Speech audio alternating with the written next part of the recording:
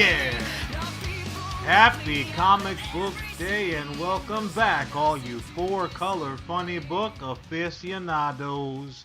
This is USComics Cast HQ for all things comic book connected. We are John and Charlie Rivera, the co-founders of USComics.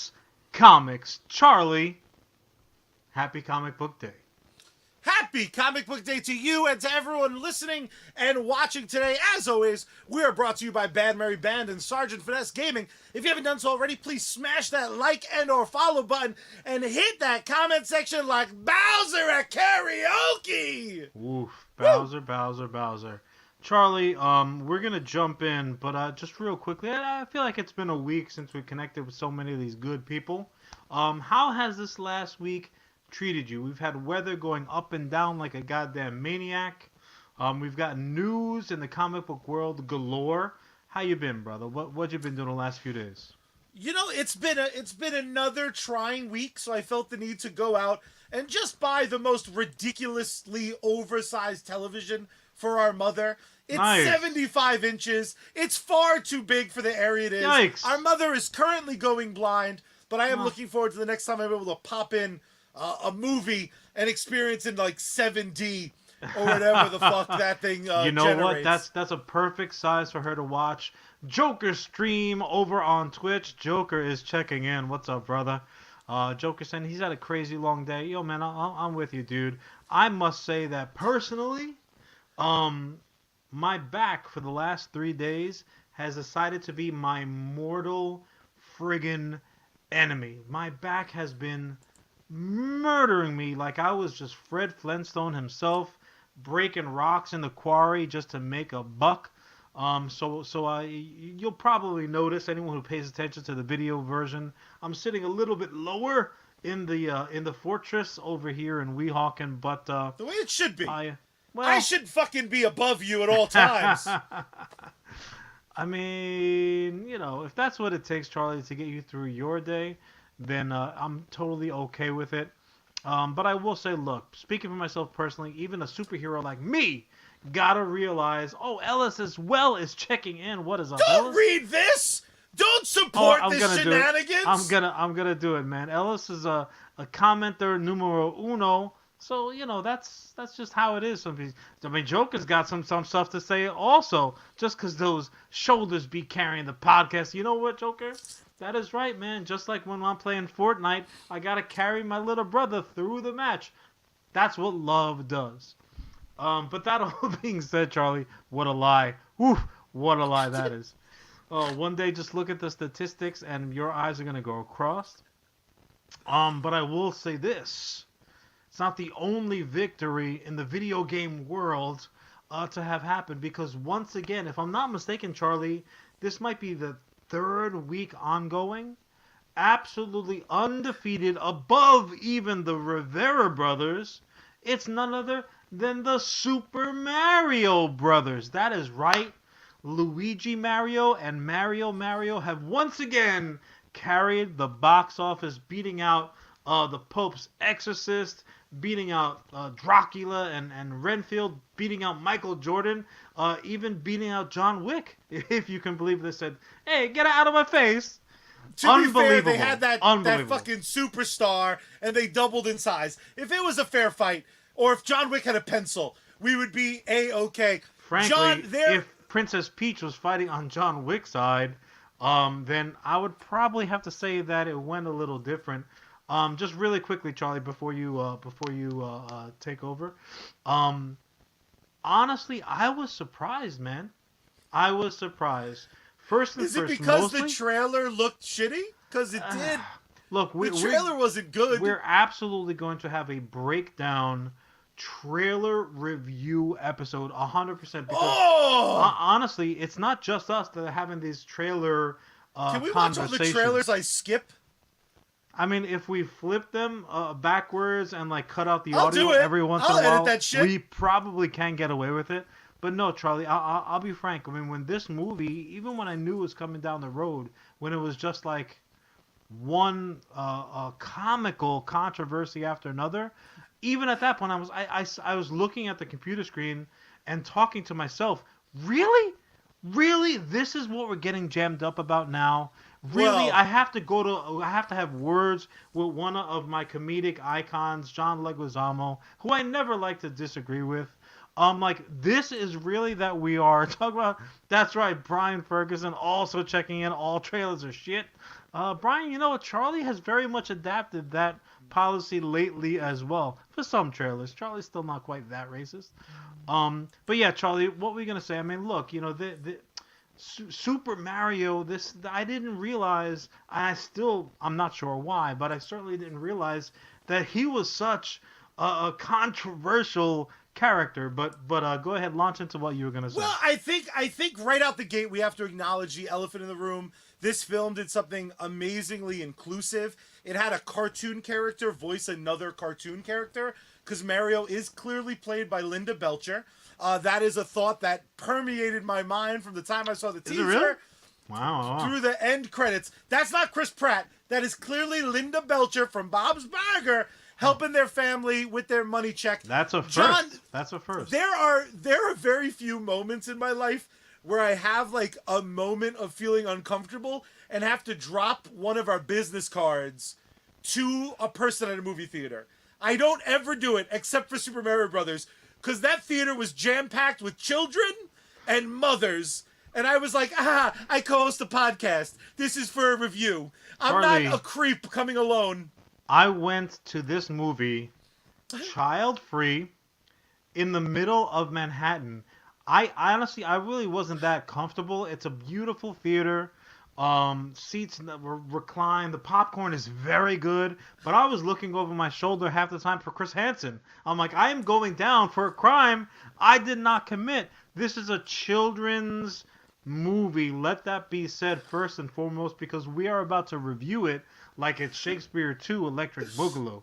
It's a potential predator. That is what you folks have signed in for. So make your apologies. You know what are you gonna do? I do like that people went with children's shields. My boy Brian going in with his nephew. Like I brought my nephew. That's We're smart, here together. Man.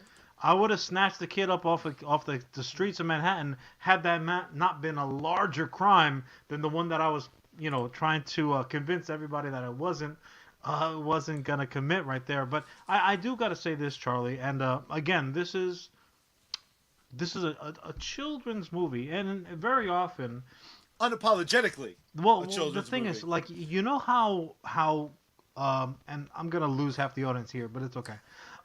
You know how cat owners, when they're talking about cats in the highest level of a compliment that they can give their cat is that they say, well, he's like a dog. Then get a dog, right? So in that same vein, the best compliment that a children's movie can receive is like, the kids will love it and the parents will like it too. You're like, all right, well, either it's for one or the other, but if you have to throw in, the parents are going. The kids aren't going to roll up on their own. The parents are going to go. But this is that rare case where, you know, it definitely was true. I can't speak to the imaginary child that I did not have with me, but I saw there were a couple little knee dusters that were just cracking up along with me. I'm like, you saw that? Hilarious. So I just you have the same... a bunch of little Tykes cars like parked in the parking lot, like it was a fucking Fast and Furious. Like there's 4 in each spot, and there's like they're rolled up on big wheels too, like smoking outside the theater. How long is this thing supposed to be? I gotta get to the bar. My old lady is breaking my chops. You know what I loved about this flick ultimately was I think I'm disagreeing a little bit with you and Brian. I do not feel like this was a movie for anyone other than kids. So for me, I was able to set my mind, like I'm immature as shit anyway. Yeah. So all you had to do for me was like vaguely be like the games that I vaguely know, because I'm not much of an NES guy. Like I know my Luigi is John Leguizamo. The fact that Charlie Day was the second was like, all right, I'm allowed to like both Luigis. For me, though, the best part about this movie was it didn't try to be up. Like, there was no secret secondary.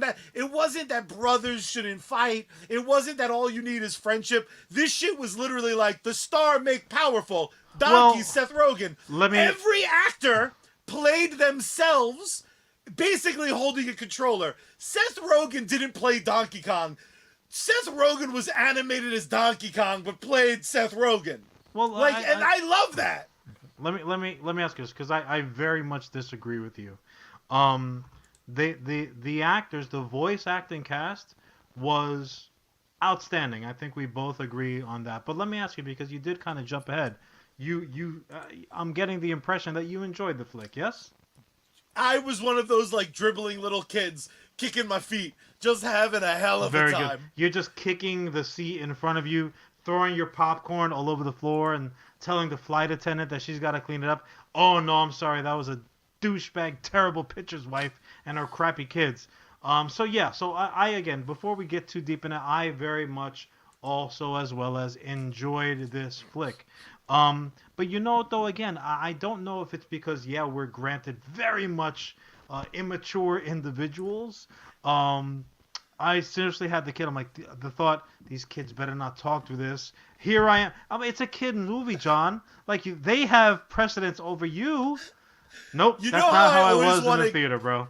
You know how I always want to get into a fight in a theater because there's like an annoying tween or teenager just ruining my fun? I imagine you doing that same thing with like a 6-year-old. Be like, you shut the fuck up! No, I paid $18 for this ticket! I will tear your head off! Anyone who has not had the privilege of sitting down next to Charlie for a flick of any level of excitement that he might have going into it, you'll see him. He shows up to the theater, gets the popcorn deal, sits down, gets good tickets, like all super duper excited.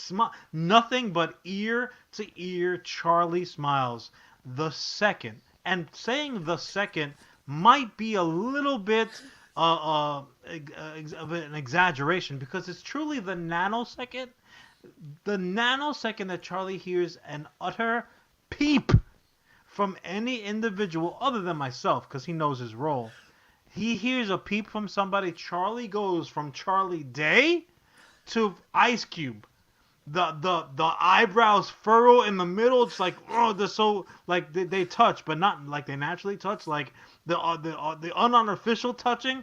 He's just looking around. He's like, I'm gonna have to drag this. Charlie, the kid is 6. He told mom he gotta make a doodie. Take it easy. Charlie is immediately furious when he hears a peep. But yeah, no, I had the thoughts, bro. The little dirty thoughts. But like, maybe I could throw this kid a beating. No. Be cool, John. Be cool. You are the trespasser.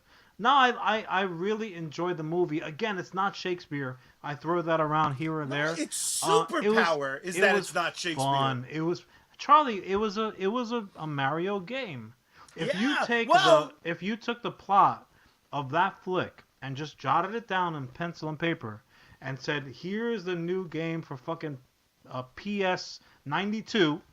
Or like Xbox decides to renumber and rename things. It would absolutely be on a Nintendo system. Why are you going off-brand for the new Mario? Nowadays, crossplay is everything, dude. It's Fair everything. enough. John, let me argue with that, too. It could have been a game. Let me argue with that, because I don't disagree that most of it could be a game. Brian brings up a great point. He says the extent of references to every Mario game tells me that they intended it for adults too. Of course. And I don't disagree that kids aren't going to pay for the movie themselves. They're just going to see it. Two of the things I loved about this movie, right out the gate, everyone looked exactly like they were supposed to. They just animated the shit that exists. Compare it to Sonic the Hedgehog, where they originally tried to make him like a weird squirrel monster, and then kind of made him look like the game. But he looked like a chupacabra in the first iteration. You're like, oh no! Don't make him a goat, sucker.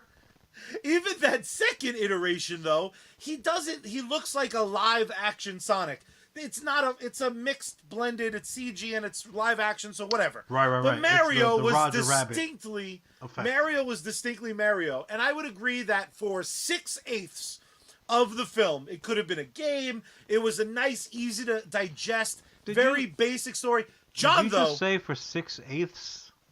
Correct. You're a monster. Because for 2/8, You're a Koopa. of that film, You're a Koopa. they did the movie I was expecting, which was the reimagining, which was Mario and Luigi quit their fucking plumbing job to go into business for themselves. And the guy at the pizza store, oh my god, he's voiced by the real Mario. He does the jump. Let's go. And then the family are like breaking Mario's balls, and simple Jack Luigi, aka Charlie, is there just enjoying his fucking pasta. No one's breaking my balls for throwing my life away, pursuing some dream. It would be like if we put a bunch of money into a fucking podcast and like none of our friends and family fucking supported us, minus the people that are listening live. No one would break my balls about it. But poor Mario can't enjoy a meal.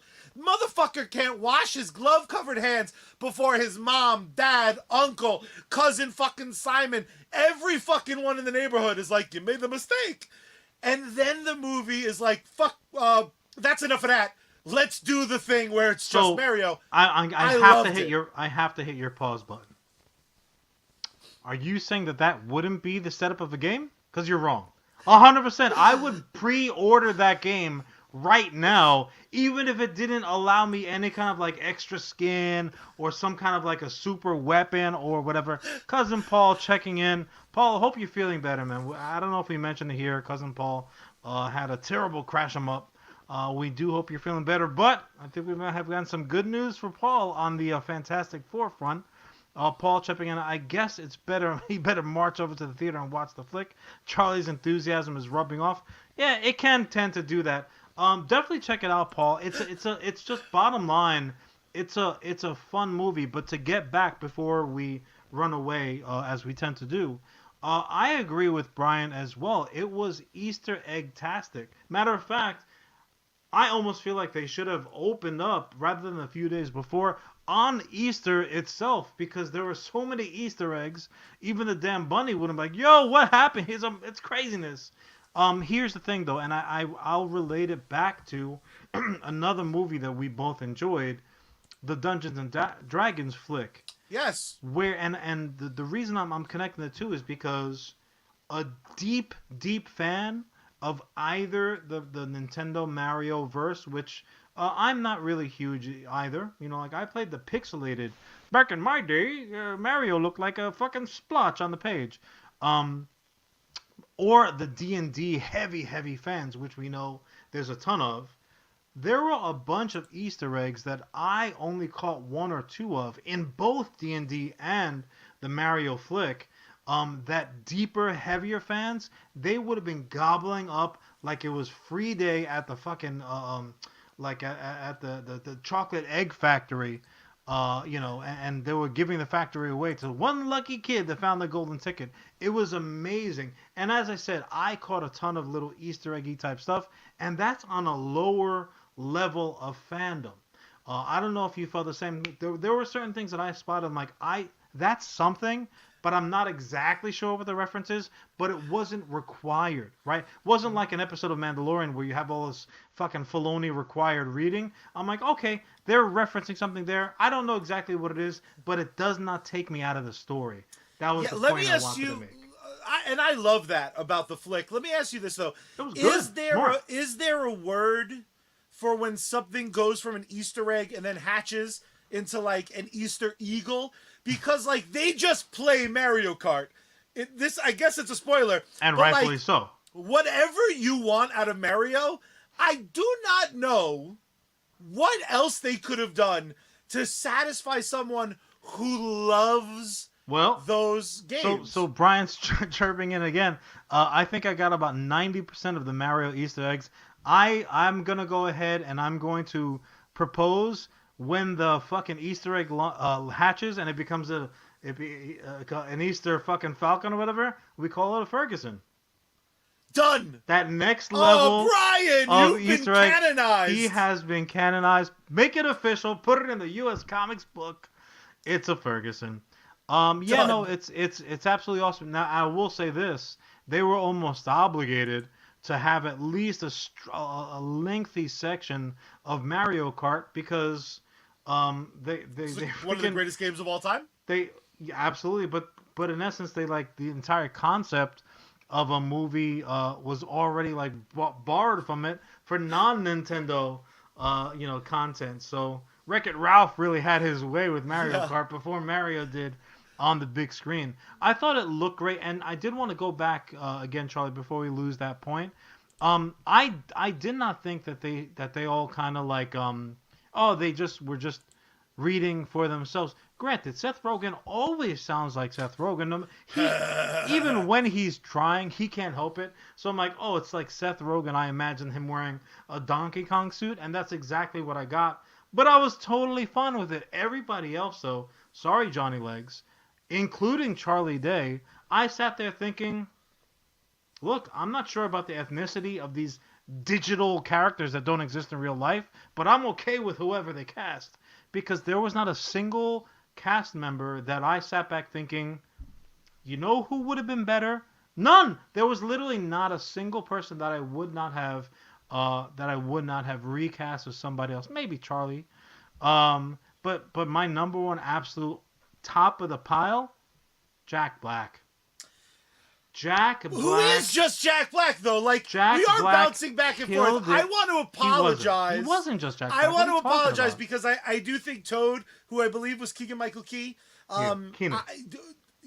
thank you, absolutely crushed it and was, like, lost in that performance. That motherfucker may have been on mushrooms to play that, but back to you for Jack Black.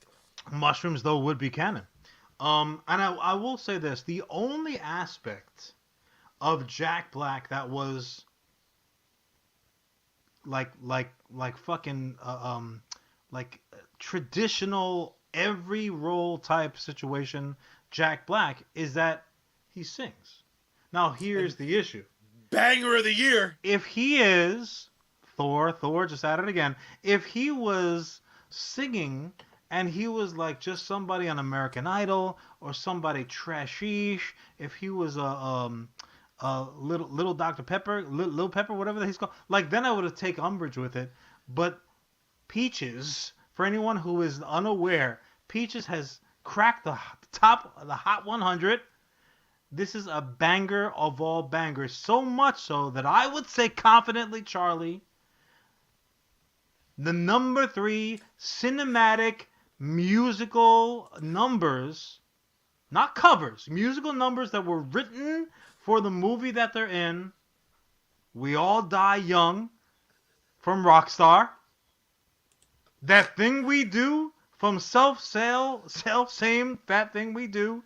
And Peaches from Father Muckin' Super Mario Brothers. Those are your top 3 cinematic songs, bangers, all of them. Matter of fact, I can't wait to do Peaches at karaoke night. I can't wait for like the 150 parodies that make me hate the song in 2 weeks. But it's going to be a hell of a ride for 2 weeks. One thing that Brian's bringing up that I also read that I actually love, I think it was the secret sauce of this film. There was no intention for this Peaches song. What happened was someone in like the production, not the director, not one of the writers, it was like a fucking first AD, was like, Jack Black, you gonna sing, right? And everyone was like, how the fuck is he not gonna sing? And he was like, hold my fucking absolutely awesome Bowser jacket that Charlie's super jealous of. And he fucking put a ton of work into realizing something that could function in the film. And that's the thing about this flick. I don't want it to seem dismissive. When I say that it is like bare bones, easy to understand, you could have had this script be like human section, and then we're going to have magic mushroom section. They could have easily broken this down into like its base notes is all it needed, because everyone clearly went in with a desire to do great work. It's been released, so I feel free to talk about it. Yeah. The movie opens with Charlie Day and fucking Star-Lord putting on the voices. There's a whole Super Mario Brothers commercial for their plumbing business that is so over the top and Easter eggy and beautiful that the moment it's that Easter happened, eggs Benedict. John, I put my feet up and I went, let's go. Because there was no way Just that back the like, people who put that scene together, that's like when a John Wick film opens up and he bodies 50 fucking people. Yeah. You're like, well, time to enjoy a movie. We know why you guys came. And you know what, Charlie? You do make a very good point there, too. Always do, baby. Not just, it's less often than you think. It didn't just have the impression like, okay, the producers, the writers, the creators of this movie, because it's Nintendo with a Nintendo baby, and much like our mom, Nintendo's got a favorite. Like, it's clearly Mario. Sure, but oh, buddy, clearly Mario is top of the pile. Mario has been in more freaking games than Katniss. Mario is in all the Mario games. He's in a specific that's how I do it. The racing games. I mean, Mario is even in Mike Tyson's Punch-Out. Mario works, all right? Mario gets shit from his wife. Princess Peach's like, oh, you're never home for dinner. Hey, I'm at work, and what do you want? You thinking this castle is a free? Mario works. He gets around. But you know what, though? I do want to say, we were talking about this very, very briefly at the start of the show, but we talked about it a lot when it first happened, and we were just talking about it recently again because I had to get into it on social media.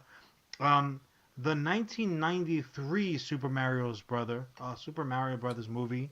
Charlie, I understand that you enjoy Cult classic. Let's slow it down a little bit. It's terrible.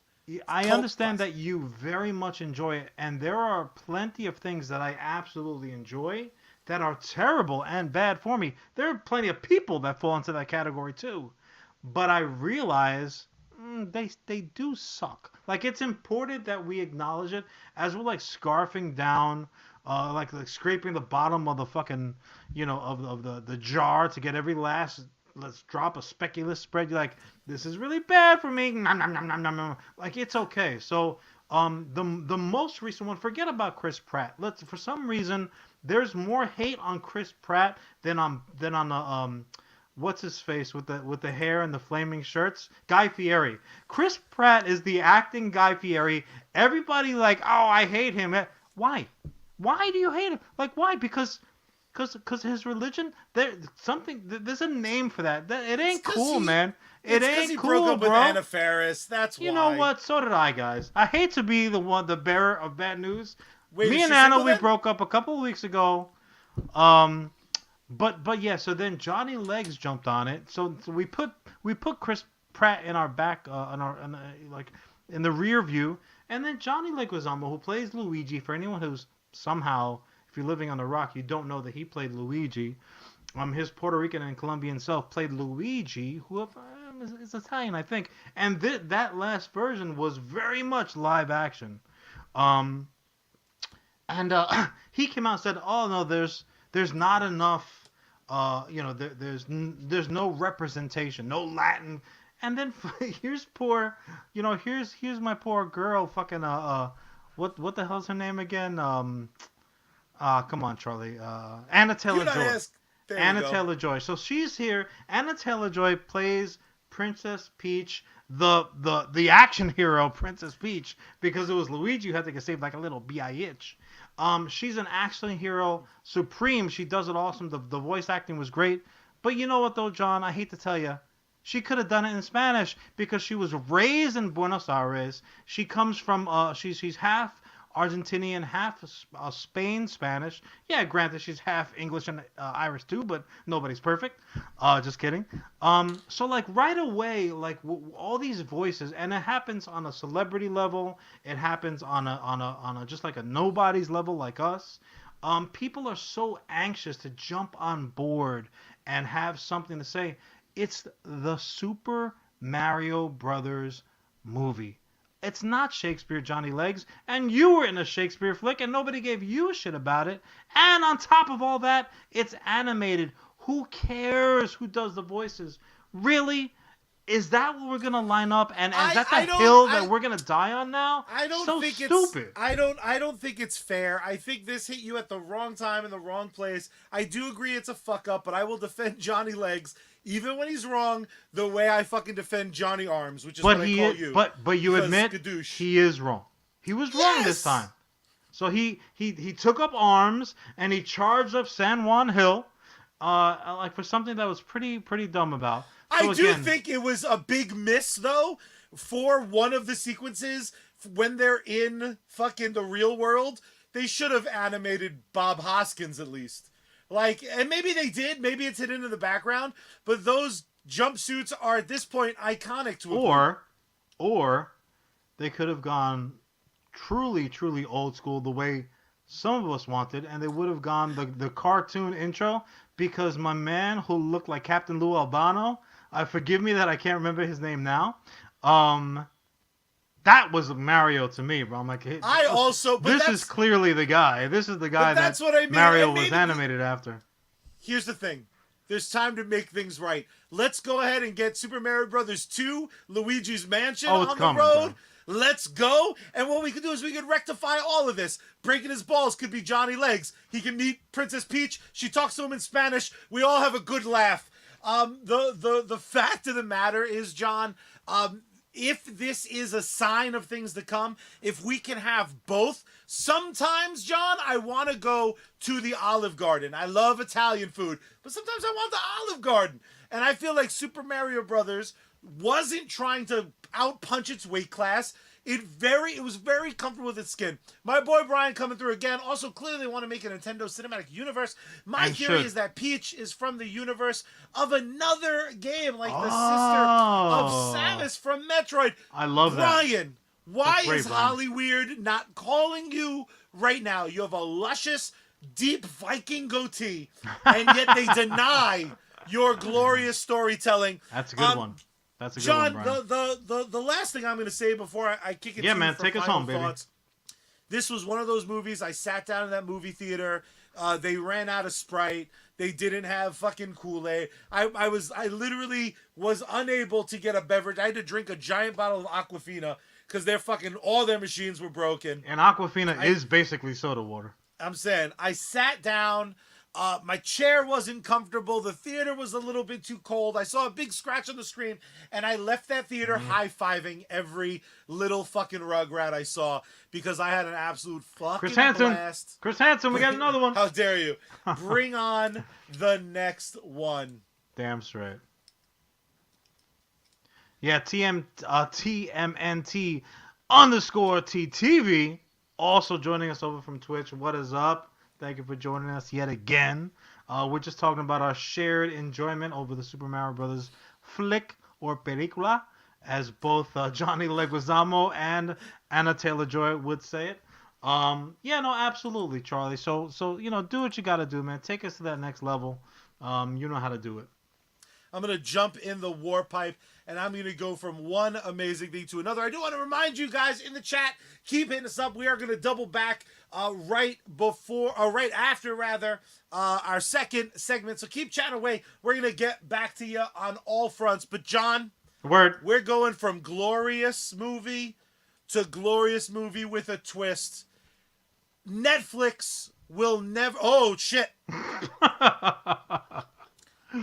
See, guys, there's something in the theatrical world that's called help your partner out a little bit as he sets it up. I thought the person that did the first segment was supposed to do it. Pretty sure that it was the person taking over, but irregardless, if you're set, I'll help us out. The bottom line is this: anyone who tells you there was not enough representation is just like George Toy Boy Lucas. That is right. Cover your ears, Ellis, because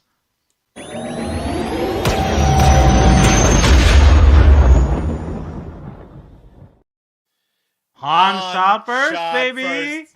Salute. Clinky. That'll help your back. Oh, God. I'm not going to feel it. For sure. Scott Pilgrim is back, baby. Ooh, coming to you. Smell the garlic bread now. John, don't eat only garlic bread because it will, in fact, make you fat. Garlic bread makes you fat? Scott Pilgrim, the absolute acclaimed graphic novel, turned into another absolute cult classic, is now doing its natural evolution. For years, there was conversation about what to do next with with the boys and girl from Sex Babam and Company. There was talk of a potential sequel picking up with a new story, but they turned back to the man who created it all, and they said, what do you want to do? What do you want to do? What should we do? What are we doing? When are we doing it? And he said, get ready for this shit. We're going back to the well in an all new way. We know when they adapt something, one of the big problems is you can't possibly fit all the material. So they're going back to the root. They're going back to the start. Pardon? Oh, Ellis. Oh, Ellis. Ellis, with the worst taste in Hollywood, says unpopular opinion. That movie sucked. Ellis, I will smack you in the mouth. There might be another breakup on the horizon. First it was me and Johnny Legs. Now it's going to be Charlie and Ellis. Oh, man. The humanity. I find that not okay. But, John, yes, sir. One of the superpowers of the flick was, of course, its power. It's powerful soundtrack. It's amazing director. Soundtrack is outstanding. No one can deny that. The amazing material. But what also you can't deny is this fucking stellar cast, which included Michael Cera as Scott, Mary Elizabeth Winstead as Ramona, Kieran Culkin as Wallace Wells, Anna Kendrick as Stacey Pilgrim, Brie Larson as Envy Adams, Allison Pill as Kim Pine, Aubrey Plaza as Julie Powers, Johnny Simmons as Young Neil, Mark Webber as Stephen Stills, Ellen Wong as Knife Chow, Chris Evans, Brandon Routh, Jason Schwartzman, Mae Williams as the Evil Exes, John Bryan O'Malley, the creator of Scott Pilgrim, has pulled his family back in from the live theatrical version for this new Netflix series that's going to adapt the graphics. Amazing full. That they pulled that really giant talent pool. Now here's the thing, and I was thinking about it because this flew under the John radar. Thankfully I had Charlie to nerd it right back up to the level it needs to be. It occurred to me after I gave it some thinks. Charlie, the fact that it's an animated, not a feature, but like an animated project, it means that you can far more easily work around people's schedules, because scenes that even occur together do not have to be recorded together. I mean, Hank Azaria taught me that. Also, as well as you can be canceled for some shit that's not even your fault.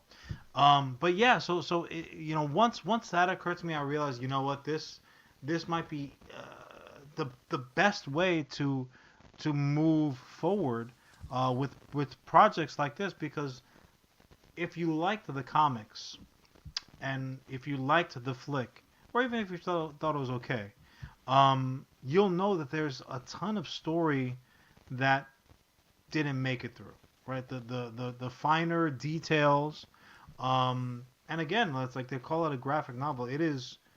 It's very, very aptly titled in that way, because there are certain things. I did it in the reverse. I saw the flick first, then read it, and which is not usually my way. And as I was reading them, I instantly like, oh, that would have been cool. Oh, this would have been neat.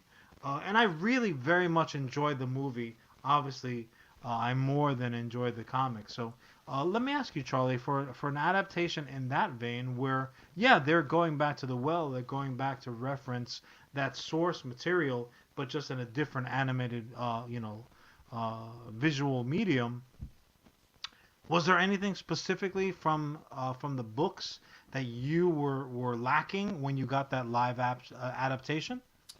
You know, because I read the classic black and white graphics long before. I think I heard the movie was on the horizon, and that's what sprung me. Motivated you to. Yeah, I was like from the guy who brought you Shaun of the Dead. I was like, it's a cartoon. You fucking had me at from. Yeah.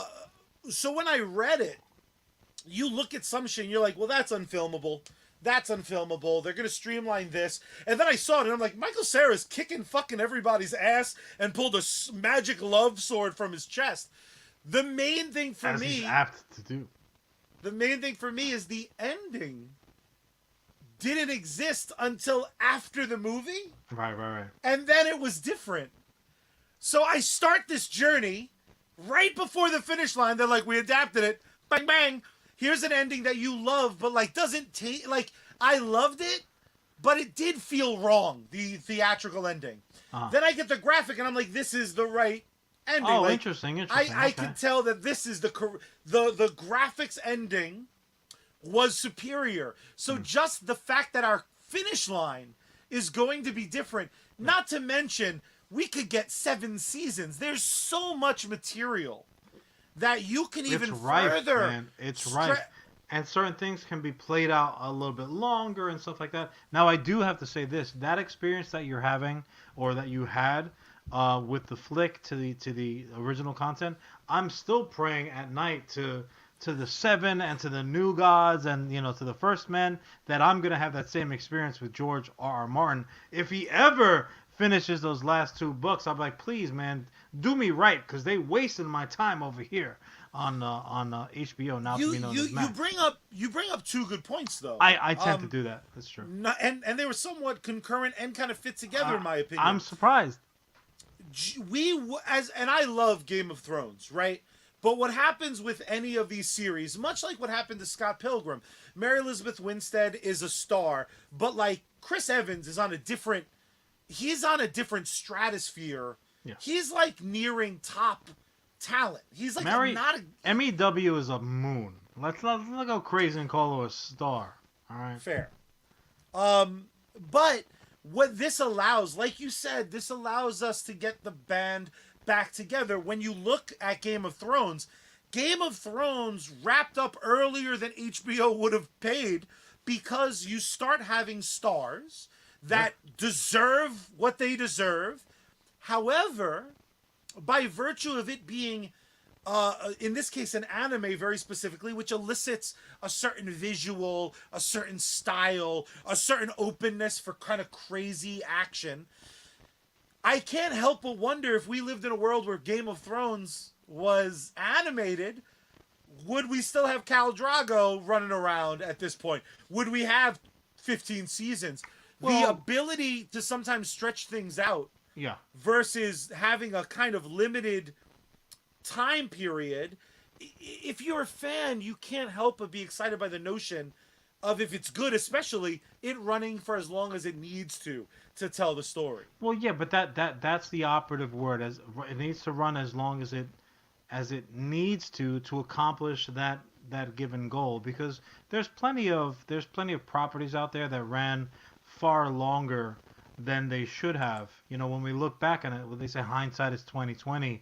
And granted, Scott Pilgrim has a specific window of time that's required to get it all out there, but it's not unlimited. It's not one of those let it run forever. And now we're watching the stories of the little Pilgrimettes and his kids, and Canadian antics and all that jazz. So yeah, I absolutely would agree with you. Matter of fact, to that point, there is some hubbub now because you talk about. Well, let me ask you this: when did that flick come out? Do you know it off the top of your head? I don't know off the top of my head, but it was probably right. like 15 years ago. All right, so 15 years, that's fine. So the immediate question would be like, regardless of the format, it's a reboot, right? It's a reboot. Yeah.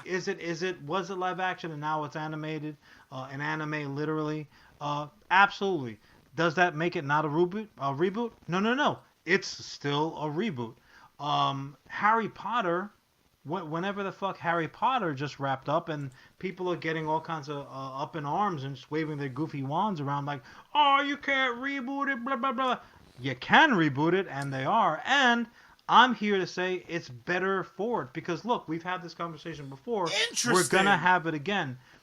I would have lost this bet. It's not all properties that need to run and run. I would argue originally, again, another children's property, Harry Potter, was written for children. Granted, she did something very neat that even Stephen King acknowledged as like a very cool thing. She wrote that first Harry Potter book for a certain group of kids. Now, as those kids were loyal and incredible fans and do what kids do, they got older.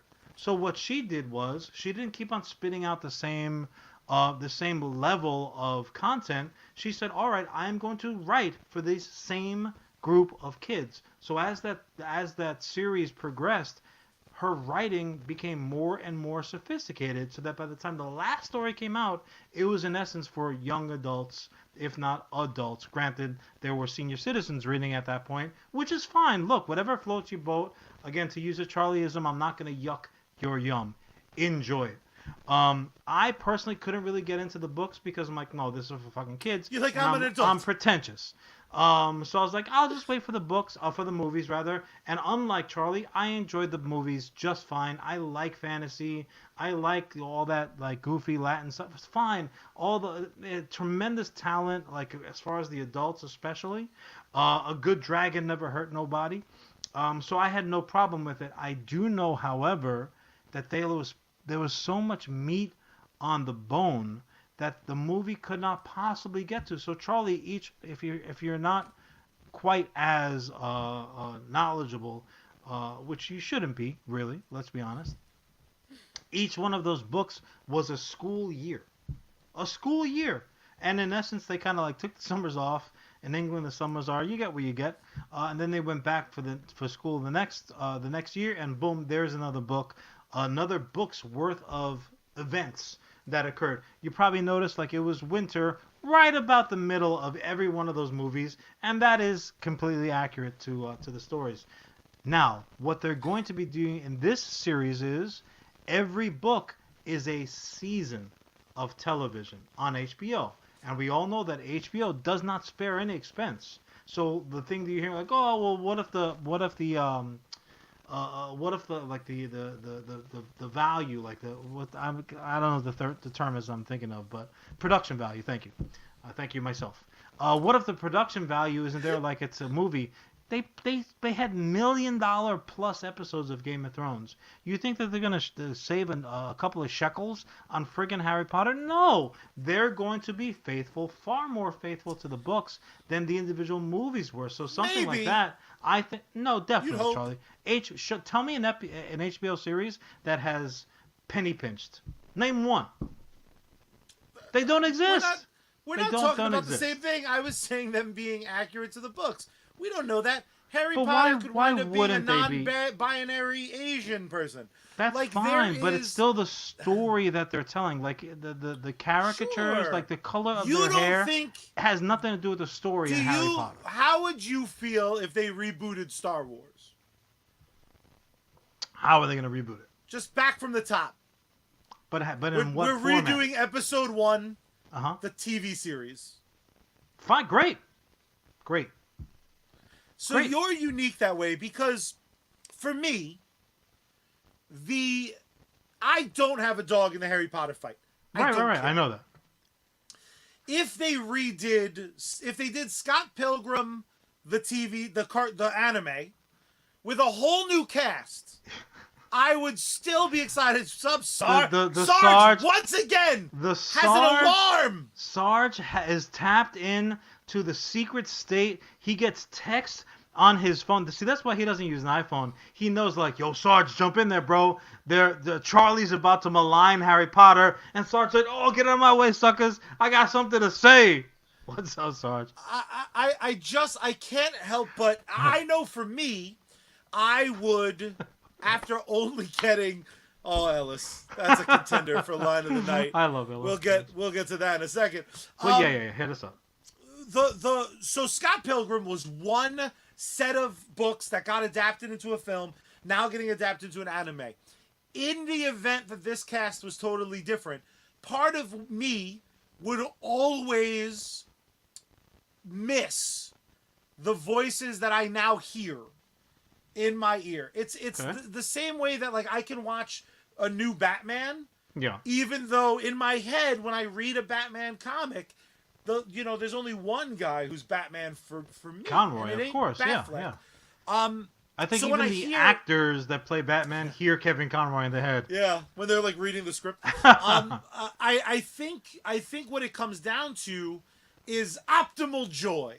There's more Harry Potter shit that has yet to be adapted into live action. Why not that first? Why not Old Man Potter based on the shows? But they're not. They're not mutually exclusive. So do your shows, and look, I got news for you. The way science works, that cast is gonna get older too. So you know though, if you can keep them on for an even longer period of time, you get like some kind of a monster Marvel-esque 15, 20-year commitment. Then go ahead and do it. Ellis is literally about to get taken off of the map by the Sarge. John, let me ask you this though, dude. But no, are you really? but yeah, no, like acknowledge that point. Like, why not say, okay, so Harry Potter and the Cursed Child, which is the currently running on Broadway, is like 6 hour long. No exaggeration, like 6 hours worth of theater that they broke up into two. So if you go there, that is dead ass. You're walking in the New York streets dead ass if you stay for the whole thing. Most people break it up into 2 different days. But if that was the culmination of a 7-year TV run and it wrapped up with that, what's wrong with that, man? Plenty of shows have ran for more than 8 seasons. I don't think there's anything wrong with that at all. Do you really think that I'll direct this to Sarge because he's in the chat. Is Sarge really looking forward to season 3 of Harry Potter on HBO when Harry's like, fuck yeah, kiss, when he's going through voice changes, yes, and he's covered in pimples, and fucking Hermione's boob job is crooked? There is such potential who for are playing utter these chaos. characters in your mind, dude? I imagine Harry Monsters. Potter is going to be 7, Hermione's going to be 32, and Ron is going to be played by you. Now, I would argue that filming a single season of TV is probably the same time commitment on your personal character as a feature film is, considering the way that they go about it. Look, those production schedules, they bang out. That seems made up. Well, no, it's not. There's no way a season of television takes as long as a movie. It's not, and I'll tell you the reason why. Because on the TV production side, they have far more units. Like, you know, when you're watching a movie credits and you're waiting like, oh, what's the after credits? What's the mid credits gonna look like? All that stuff that screams by on the screen, they say, oh, first unit director, second unit director. On a TV series like Game of Thrones, for example, Charlie, they had 5, 6, 7 shooting units at the same time. But why were all of those actors bitching? Hold on a second. Because they were literally on different continents at certain times. The reason why some of those actors were bitching, Charlie, is really simple. Because Game of Thrones made them. Right? They were literally shooting commercials and making goofy Harry Pitt movies prior to that. And now, all of a sudden, like, oh, I can do this, I can do that. I got news for you. Basically, none of them, including Peter Dinklage, have done dick since then. Even Jon Snow was like, yay, I'm going to be in a movie. I'm going to be in Marvel. Like, psych! No, you're not. Take your black sword and get the fuck out of here. Real quick. It can go quickly, bro. It can go quickly. Yeah, speaking of going quickly. Take it back to the subject matter, fucking Scott Pilgrim. Because I do if think they it's, went on I and do on, think you it's wouldn't connected. like it? No, because I'm a piece of shit. Like I'm a garbage person. And just real quick, HBO, if you need like a background chubby guy to just be in every season of Harry Potter, you don't have to give me a raise. Just start me at whatever fucking SAG minimum is, and I'll stay. I'll move to London. I don't give a fuck. I got long hair. You want it short? Let's talk. I'm just saying. Someone fucking give me a job. If John Leguizamo had its way, you know, fucking what's his face? What's his name? Hufflepuff, not Dumbledore, but the guy, the one from the movie just recently passed away. Clearly, we are huge Harry Potter guys over here. The one who's like, "You're a wizard, Harry."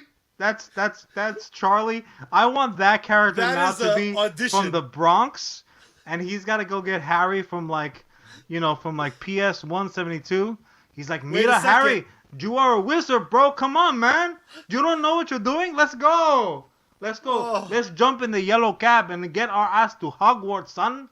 Carajo. Viva la raza.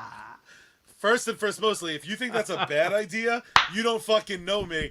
I personally, I hope we get 13 seasons and a movie out of Scott Pilgrim. I'm so excited. I do think this is what those upset Harry Potter fans, they were kind of hoping for some version of this. Luckily, I don't give a fuck about Harry Potter, and I very much care about Scott Pilgrim. You're gonna so watch hopefully, it, dude. You're gonna watch it. hopefully, You know why? we'll be Harry Potter. Oh, you'll Yeah. make me because of the show. We're gonna be talking about it on the show.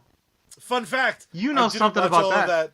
I didn't watch all the Lord of the Rings show because once it was really bad, I was like, "We're definitely not doubling back to this shit." And did then get one bad. day, you made it seem like that was gonna be your topic. Be like, the finale wrapped up, and I was like, "Fuck!"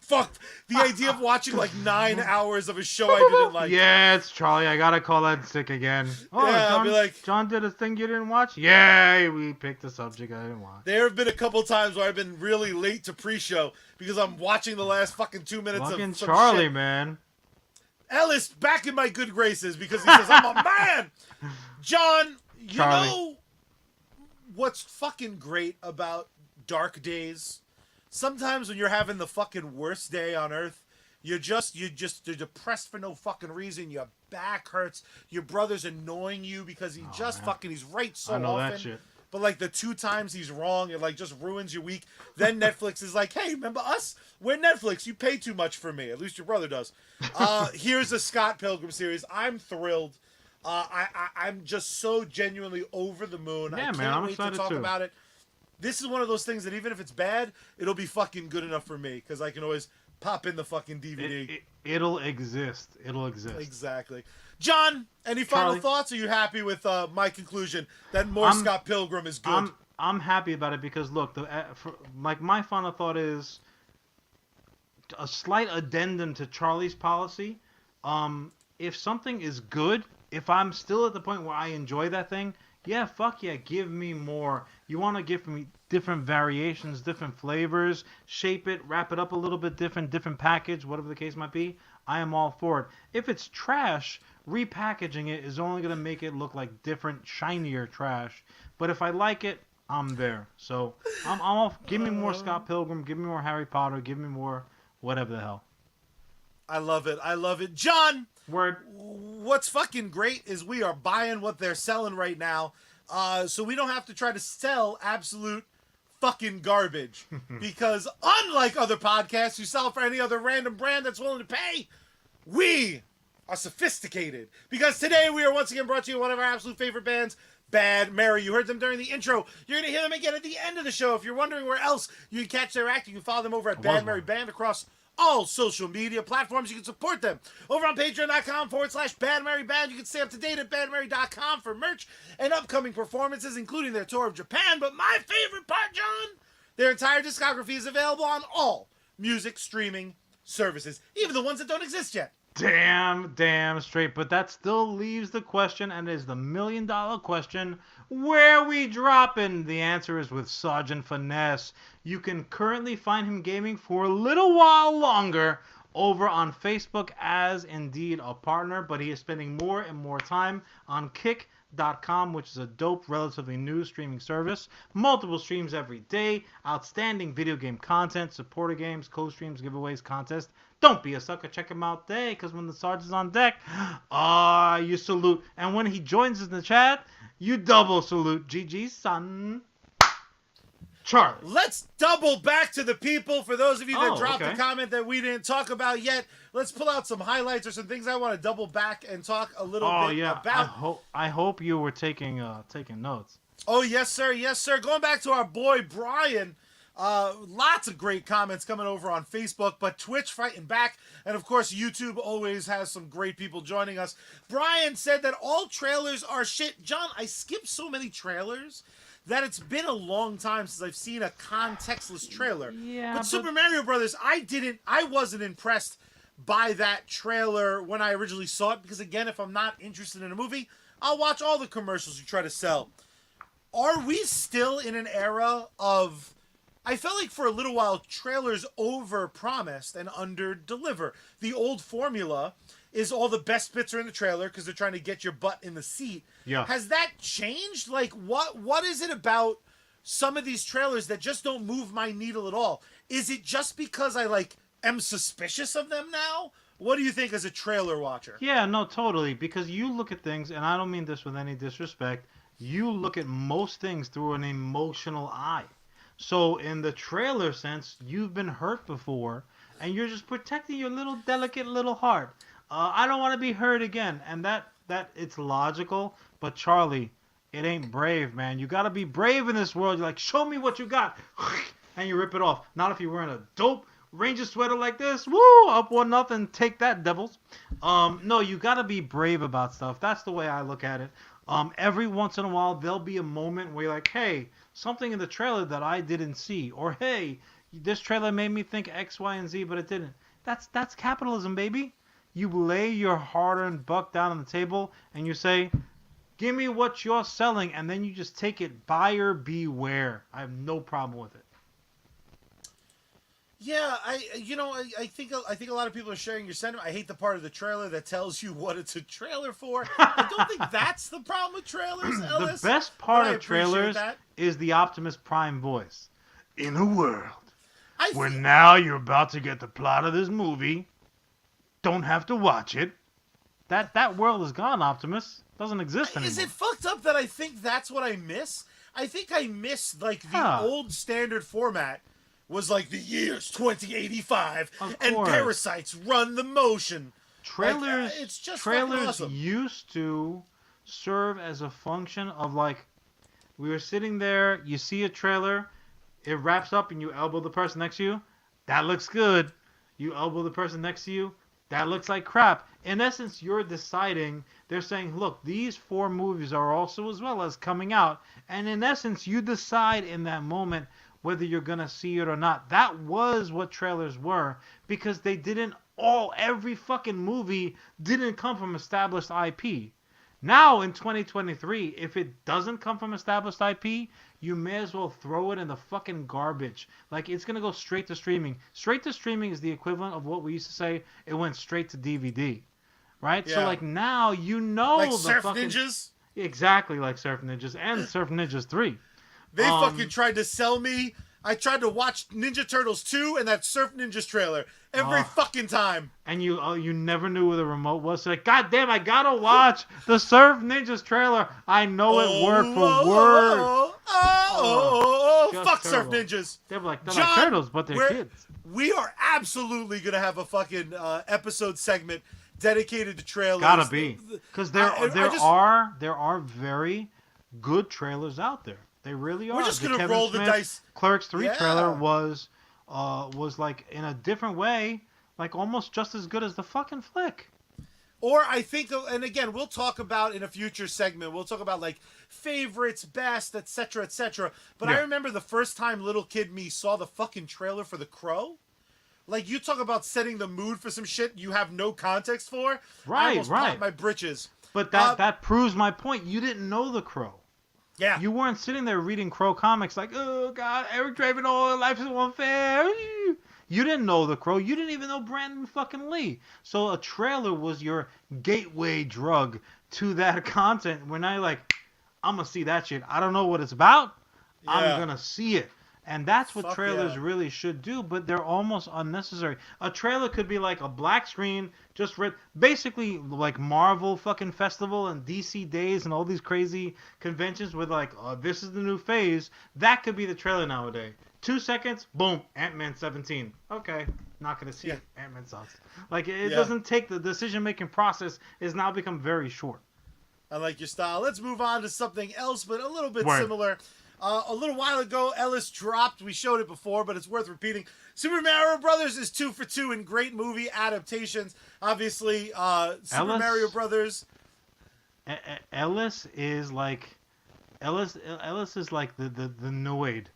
Basically, like, he sees the party happening. He's like, oh, everybody's over on this side of the fence. Boink, boink, boink, boink, boink. And just he's there. He grabs the pie. He makes it cold. You order the Dr. Pepper. He's like, here's Dr. Pibb. Hee-hee!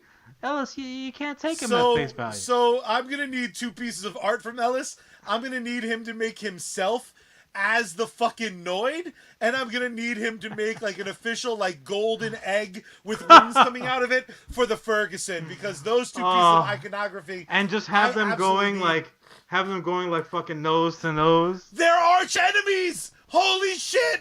In a world where the Noid has finally met his match, The Easter egg has hatched. And the Oh, I'm Falcon so is happy. born. John, off the top of your head, do you have one of your favorite Oh, snappy terrible nappy. movies? The Twitch raid is on, Charlie. The Oh! Twitch raid is on. And unlike typically, Charlie's not going to yell at the Raiders. That's true. Welcome I back. am, Charlie however, going to hit the alarm. Only it's an intruder alert we love. Is it wrong that like when I first hear those notes, I think you're launching directly into the Benny Hill theme? I'm like, yay! Half naked women and the old men in the underwear gonna run around in like not slow motion but fast motion. I love it. Little yakking sacks. John, what's one of your favorite terrible movies? Like I fucking love Super Mario Brothers, unironically, but I know it's shit. I love Mortal Kombat. It's terrible, bro. I know it's shit. Do you have a shitty movie that, like, when you think of good, bad movies that pops into your head? No, not really. All the movies I like the quality. The fact that I like awesome them elevates them from like just okay to a great movie. You like back before Rotten Tomatoes, it was just me. No. So with the sword and sandal movies, especially at their high point in the 80s. Like Conan is just a good act. Again, Conan isn't. You maybe heard this before. It's not Shakespeare, right? What? I know. It's not for nothing, but Shakespeare would have wrote a dope Conan fucking story if Howard did not beat him to it. Hundreds of years later. But Conan, if that's like the high watermark, Charlie, there were so many relatively cheesy versions. Forget about the TV show because a lot of that can't be talked about nowadays. But there was a flick which was in that Conan genre, but was very much not Conan. I mean, even Conan the Destroyer is hot trash next to Conan the Barbarian. But to the point where I'm like, no, I don't like this because it is less than. No, I'm going to fucking bust out with Beastmaster. Woo! Beastmaster with the mom. Like the mom from solid. That 70s show. And a homeboy who, like, I think he fought the guys from V. That is, like, just a great, bad fucking movie. And if it comes on, it won't. But if it just comes on any point of the day or night, it can happen in the middle of the stream. I'm going to watch it. I'm going to watch it till the end. The little ferrets and the panther and the whole shit. I'm going to watch it. I don't know if at this point it's become iconic, but that's how I feel about Critters. Like any of the Critters films that were on fucking Channel 11's movies. All of those, love them. All of those horror movies, you're like, the bottom line, like the plot hole is, I'm just going to kick that shit halfway across the fucking room. Chucky, get the fuck out of here. Critters, Gremlins. I will throw every gremlin into the microwave until it's like nothing but green porridge pouring out onto the stovetop. I don't give a damn. Cousin Paul shouting out Howard the Duck and Ellis agreeing. That's Howard it for this. Tapped Marty McFly's mom like Marty really secretly wanted to. Howard the Duck is a hero just for that. I mean, that costume fucking person is the hero. Because John, the good news is today, so far, Twitch has won the day, dropping in just fire comment. Look at you, Twitch. Look at you. YouTube fighting back. Facebook always putting up a good fight. But specifically, if you follow us on Twitch and you go to our Instagram, USComics HQ, with proof, just take a snapshot. Not that we don't trust you, but us. We don't. I don't. I don't trust you at all. I don't trust you at all. We are giving away two Clerks Open All Night mini posters signed by the one. No, two different people. Signed by the one and only Kevin Smith. And in celebration of tomorrow being 420, I'll throw in, kabam! We got raw Kevin Smith sticker sheets. Don't smoke them. A little. Don't smoke. I mean, I'm not your dad. Do what you want. All you have to do. I might be some of their dad. That's I might be. A fact. All you have to do is tag us on Instagram with proof that you follow us on the Twitch machine. Here, John, with that adorable hiccup. And it was adorable, and I loved it. I absolutely loved it. Just real quickly, Charlie, as you're giving away your hard-earned memorabilia, I just want to address Ellis's comment. Ellis, not only was it produced by George Lucas, but Howard the Duck was such a financial fucking failure that it caused him to sell a large part of their digital technology and presence, like their their CGI works and like the computing process, that was bought by Homeboy over at Disney, and that's the shit that eventually turned into Pixar. It is a fascinating story. And yeah, George Lucas does take risks for his art. He also takes risks by putting out stories that have no reasonable plot whatsoever. He's a damn liar, Allison. You know it. But you know what though, Charlie? Who is not a liar? Tell me. This guy. Cause I'm about to tell you, I'm about to drop some. It depends. You're not a beautiful chicken. I'm about to drop some fucking knowledge on you, dude. There, there are certain creators out there that they do nothing like they're the equivalent of the Giving Tree. You ever read the Giving Tree as a kid? You like little goofy bastard is sitting under the shade of this beautiful, might I say, voluptuous lady tree. And he's like, yeah, I wish I had some fruit to eat. I'm so hungry. She's like, oh, here's an apple for you, goofy bitch. Oh, thank you very much. And then like he just had complaint after complaint after complaint, and it just took every inch of Giving Tree away until she was nothing but a goddamn stump. That is the typical version of a giving creator, right? There are some creators that cannot be chopped down. The second that you think, God damn it, that's the last itty bit of morsel that they can possibly give me, you forget that number one, this summer bitch just continues to pump out incredible content. IP for decades and generations, even while they're in the process of remaking some shit that they've adapted from his prior. But on top of that, he's able to reach all the way down to the bottom of the fucking satchel. You know when Santa Claus, like, you're sitting there like, oh, I'm the only goofy bastard that didn't get a present this year. And Santa's like, oh, were you a good boy? And Charlie's like, I'm a liar, but yeah, I was. Up. So he just reaches out and he comes up with a blink. Oh, look what I got for you, Charlie. That is my man, Stephen friggin' King. Stephen King's cup runneth over. It does not ever seem to empty out. Because as he continues to give us dope content, characters who even surprise him, like, I just came up with this character as an aside, but you know what though? I think she's really great. Freaking Holly is dropping on my actual birthday this year, September 6th. My Amazon list is available. Holly is dropping. Holly was actually a side character originally from the Mr. Mercedes series of 3 books. Then he ported her over as in essence a hero on her own with The Outsider. Absolutely awesome. Now she's getting her own flick. But that's Charlie in 2023. Go ahead and take that all the way back to 1973. In a magazine called Cavalier, my man Stephen King penned an awesome original story called The Boogeyman. 1973, when even this gray-haired son of a bitch was just a glint in our poor father's eye. Never mind Charlie. Charlie was like, man, what up? We'll see. We'll see how the first one goes. I'll kill you where you sit. Then they went ahead and said, you know what, Stephen King, you're great. Let's go ahead and smush all this stuff together. So they took The Boogeyman, again, originally in the magazine Cavalier published, and they added it to a collection in 1978 called Night Shift, which also I still don't own. I own a lot of hardcovers, but like, again, September's around the corner, guys. Anyways, here is a flick.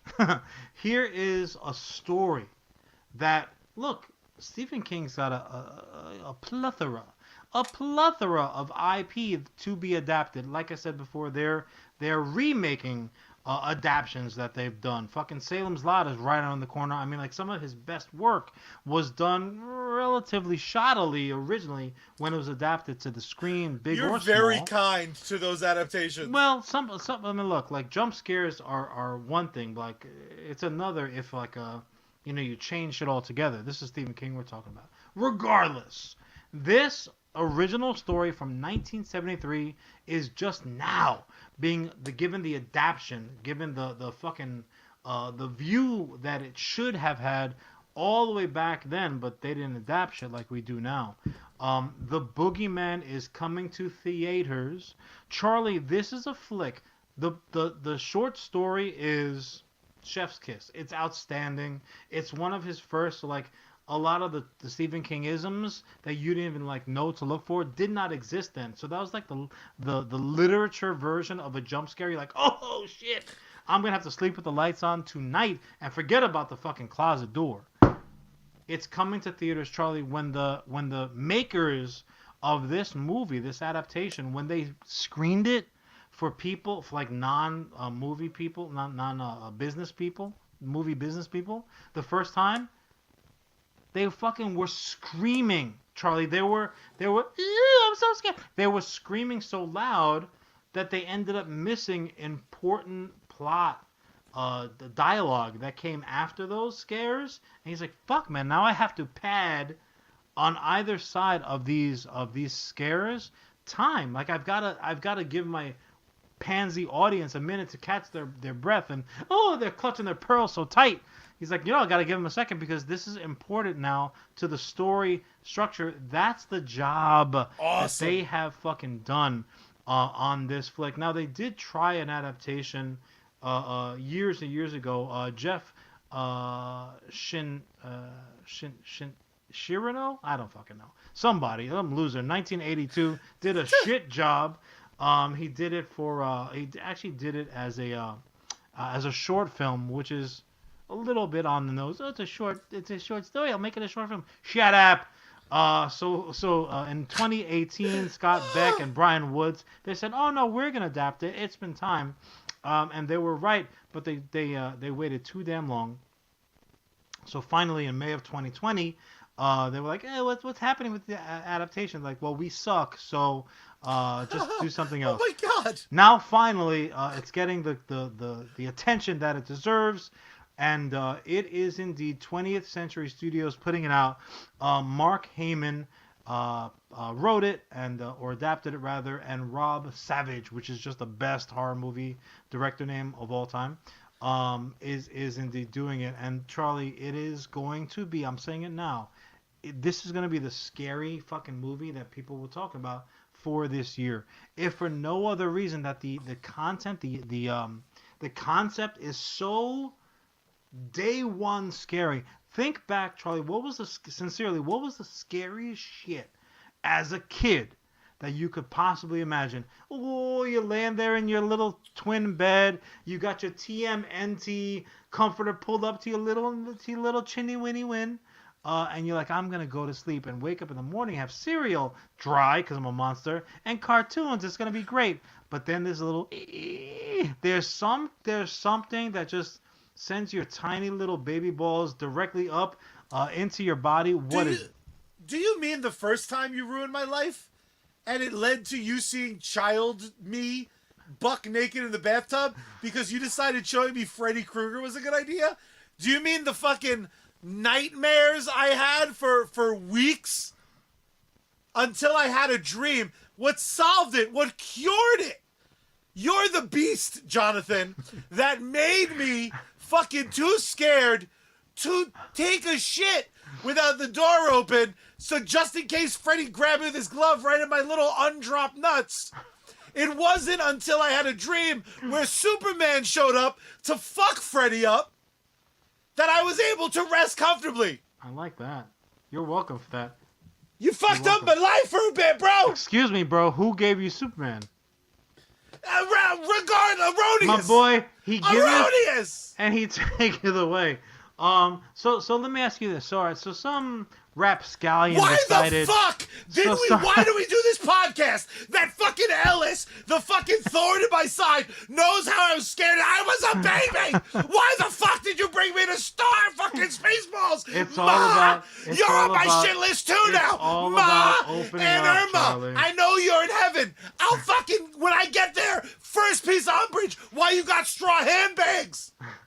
Now, bullshit. only a desperate man can make the connection to Dark Helmet, who's played for laughs, and a straw bag, which can at best be said, that's for bringing your little sandwiches and snackies to the beach. None of which are scary, but I will give you this, little boy.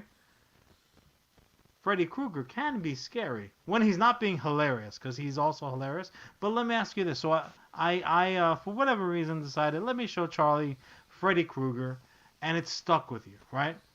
Now, what is it about Freddy Krueger that when you lay down again, let me set the scene. You lay down, you pull the blanket up, Raphael, save me.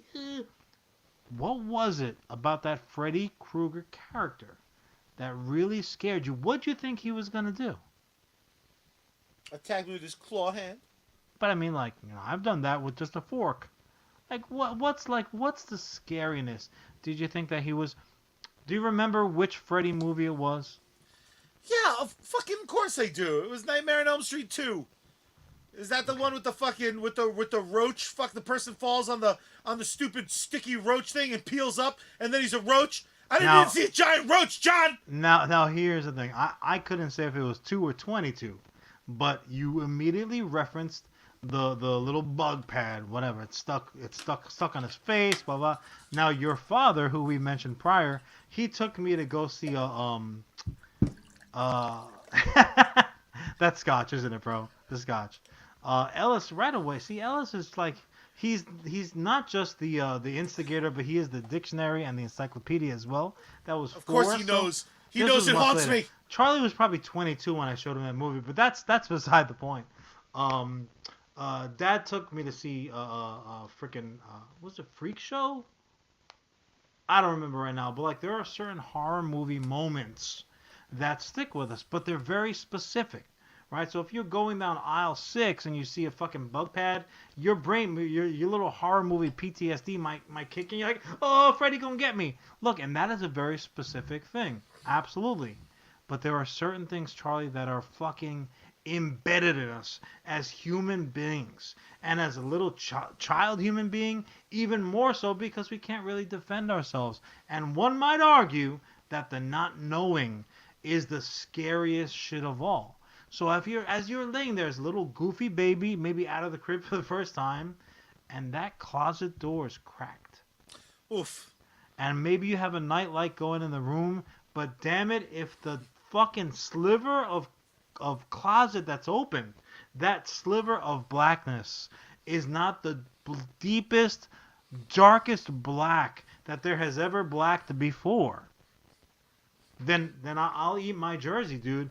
That is immediate nightmare fucking fuel. And that is precisely, to get us back on track, what Stephen King is doing with this. I love that, though. Boogeyman story. He is playing to every childhood fear, and even more to the point, and then I'll let you run with it. He is doing what Stephen King maybe does even better than playing on our fucking natural inner fears.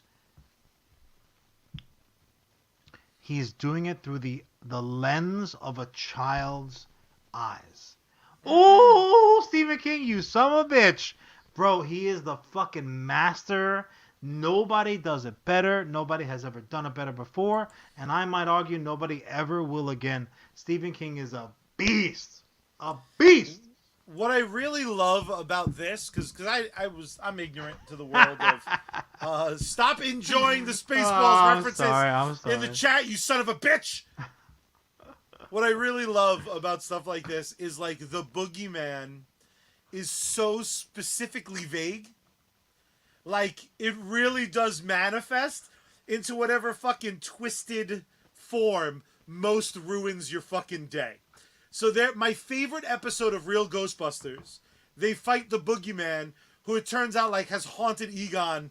The reason Ghostbusters shit exists is because the boogeyman is real and fucked with fucking my boy Egon.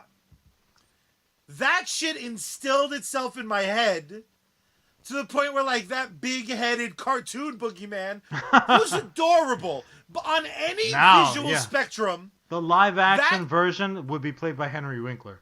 Yeah, exactly. He's adorable. However, Henry Winkler would show up and I'd shit my britches because little kid me, that was like my 1-to-1. So the fact that Stephen King, I love when these horror films, especially when they're treated with like respect and they're trying to be more than just kind of one of those factory, Yeah. slasher features. When they're a little bit more to that, when someone's behind the wheel that either understands the very fucking scary shit it's based on, when someone's able to take something that Stephen King so expertly put together and stretch it into something more and manifest it in real life, I gotta tell you, all joking aside, this is gonna be one of those films that I see and I'm like, I'm good on popcorn and a drink. I don't need to spill fucking 40 ounces of some no fucking calorie horse shit on my lap, because I know myself well enough to know that like a good jump scare still fucks with me. Evil Dead, one of my favorite movies, without question, hilarious. Even the regular Evil Dead, not even Evil Dead 2. Evil Dead 1 is fucking funny, dude.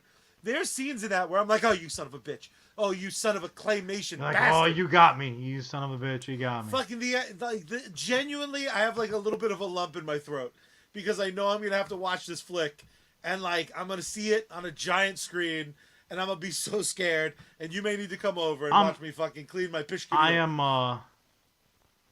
I'm going to make it worse, bro.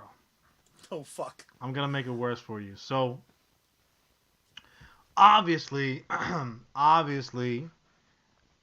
being faithful to the content is very important, especially when it's a Stephen King property. And then on top of that, being handled seriously, like we were talking about, like the straight man doing comedy is maybe the funniest shit ever. If he's playing it straight and he's playing it still for laughs, that's kind of the way I look at horror.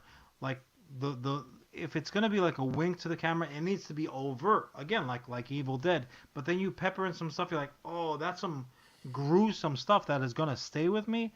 Absolutely the case. I can't look at like a piece of taxidermy hanging on the wall and not think this motherfucker is about to talk to me about I'm gonna be dead by dawn and I gotta punch it in the face and what am I gonna do? Hasn't already been through enough. I'm like, yo, I just eat fish, it's fine. But I'm still gonna make it worse for you, dude. I'm still gonna make it worse. Fuck. Because on top of all that, the cinematography, the music, anyone who has watched Star Wars with no music on will tell you music means a lot, bro. Because if you had a 70s boogie beat happening to Luke Skywalker in the background, you would not have cared quite as much. I'd watch the fuck out of that version, though. Once you would. But Fair. yeah, also as well as the music, the fucking cinematography, the script, the adaptation being true and pure, it's also as well as the cast. So this flick that's coming out, Sophie Thatcher, Chris Messina, David Desmachian, Marin Ireland, Madison Hugh, but also as well as a little lady who goes by the name of Vivian Lyra Blair. Remember that Star Wars comment that we passed before? Yeah, any fan of Star Wars might recognize this young lady as playing Baby Leia in the Kenobi series. The little Leia that we all got behind, like, oh, she's so sassy and adorable. That's the young girl that is going to be absolutely traumatized, haunted by Stephen King's Boogeyman. Oh, man. Ellis, try to tell me that Stephen King don't know what he's doing, that this creative team don't know what they're doing. We already love this little girl. Like, we would already like, have my popcorn, little Leia. You're the best. You're the bee's knees. And Stephen King's gonna throw the boogeyman at her? Oof, magoof. I encourage you again, Charlie. I know that you do not, that you tend to avoid trailers. Whenever it occurs to you, sometimes John sends them to you like a monster. Like, well, I guess I have to watch it now. It's like somebody tells you on a diet, you're like, but this chocolate cake, though, that's what I do to Charlie. You mean what I did to our mother with donuts today? I was like, look, diet schmiet. She deserves it. Charlie, watch this fucking trailer. Literally, it hits on all of those like we're automatically set with these like certain things that just trigger that like fight or flight response, that fear, cowering. If I hide under the covers, I'll be safe type of response. This shit hits on all of them. Now, there was one thing that I was a little bit worried about because this came out again in 1973 originally. A lot of times those original ideas end up becoming tropes. We all know that John Carter from Mars, when you watch it now, and they're just like, oh, this motherfucker, they stole from everything. Nah, nah, nah, nah, nah, nah. Everybody stole from this, from him originally. He came up with all these fucking concepts, and he came up with Tarzan too while he was at it. But I do want to ask you this before we wrap up the episode. And this was a great episode. I don't think we're allowed to say that during the episode. Yeah, it's fine. It's fine. People know. People know. Are there any like natural, there's no logic to it? Maybe not even a fucking story, but maybe there is. Are there any automatic fuck with Charlie type of things out there, where like you just even just talking about it now on the podcast and sharing your pain with all the beautiful viewers and listeners? You're like, I'm going to pay for this later. Like eating a quadruple cheeseburger with bacon and cheddar cheese. You're like, it's delicious now, but I know I'm going to have some heartburn when I lay down later. Like, what really fucking gets your goose, horror-wise?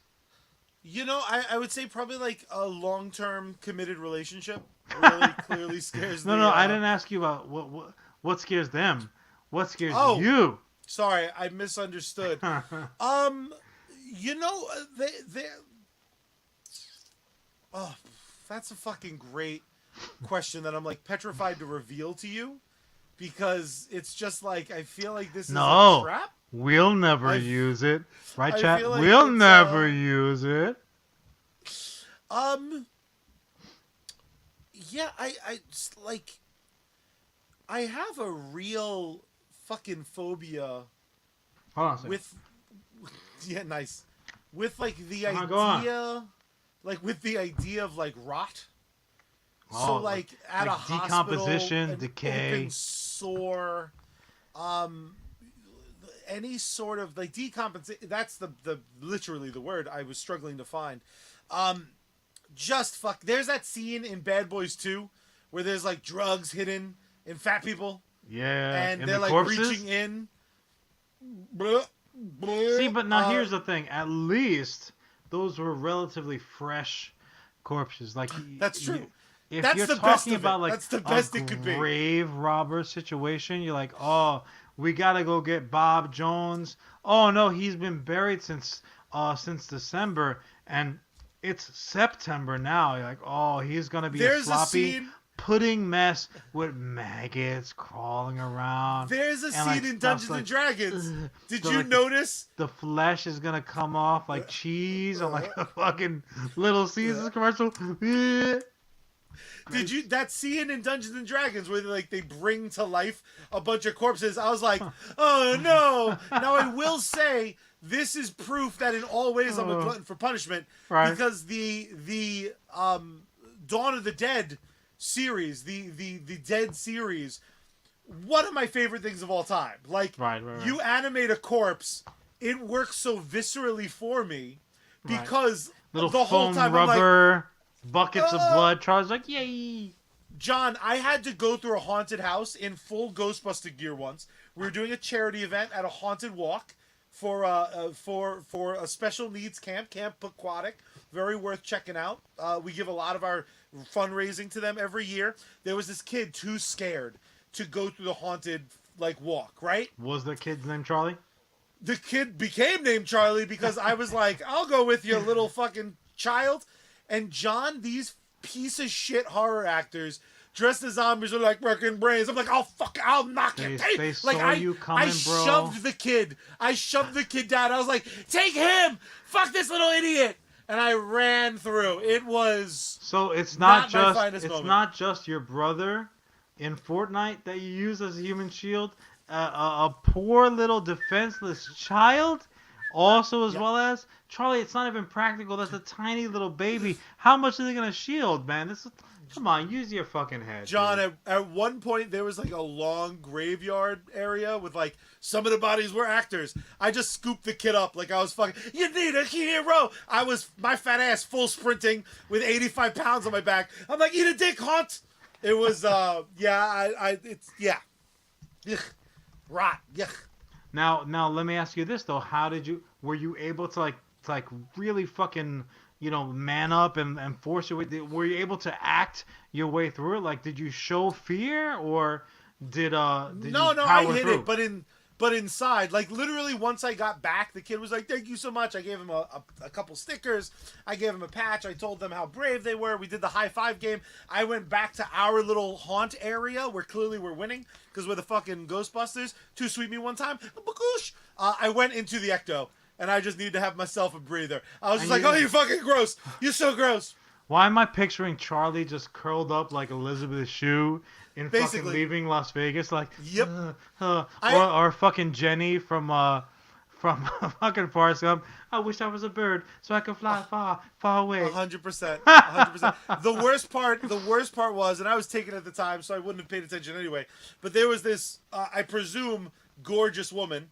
But she was dressed up like a zombie. She had like the one fake eye popped out and shit that kept trying to talk to me at dinner before the event. And I was like, you have to go the fuck away. Like I'm trying to eat this I will like shoot warm, you with a proton. terrible. I particle won't thrower. shoot you with it because the proton pack is fake. I will knock you the fuck out with the wand though because it's aluminum. I will smack you in the mouth with it. What are you talking about? Only your proton pack is real. Oh, okay, yeah, because that Exorcist adaptation, that's actually me. I'm like, no, I got a proton pack. It'll be just fine. I'll be in there. Absolutely.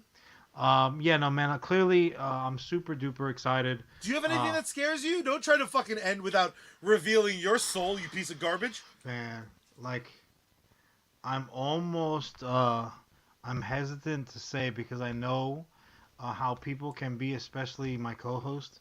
But the one thing that like absolutely gets me automatically, like I don't even have to think about it.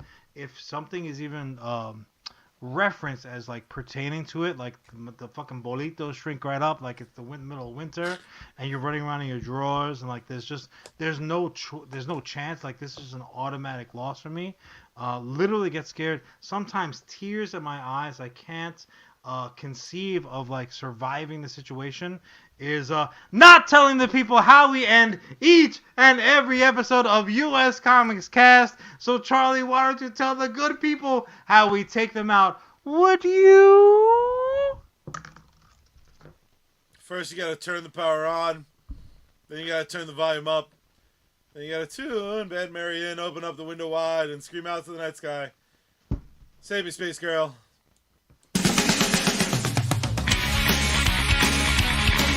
We are